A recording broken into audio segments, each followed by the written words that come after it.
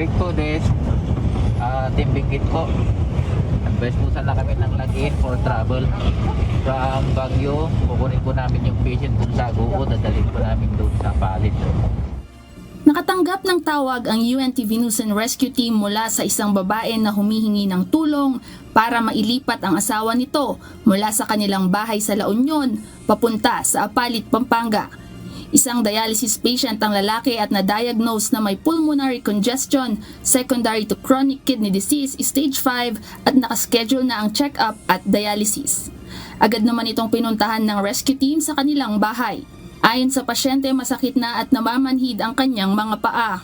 Hindi na rin aniya niya kayang maglakad at nahihirapang kumilos kaya isinakay na ang pasyente sa wheelchair. Agad na sinuri ng grupo ang pasyente, kinunan ng mga vital signs at isinakay sa UNTV News and Rescue Ambulance upang agad nang maibiyahe. Yung sakit niya from 1 to 10, 10 pinakamasakit. Right. 3 lang po.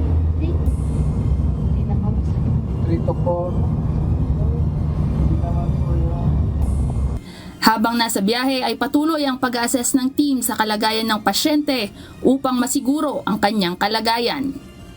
Sabi lang po kayo pagkano ha? 2 years or 8 Kakaramdam po kayo ng ay hilo, mukha, kahirapan huminga. Sabihin nyo lang po ha.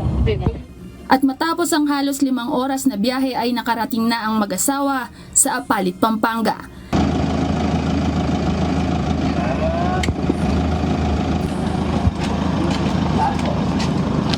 Labis na nagpapasalamat ang pasyente at ang kanyang asawa para sa mabilis na pagtugon ng grupo sa kanilang hiling, lalo na dahil hindi sila kailangang magbayad ng anuman.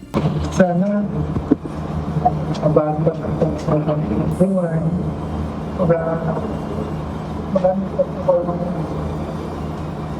patulong sa ito.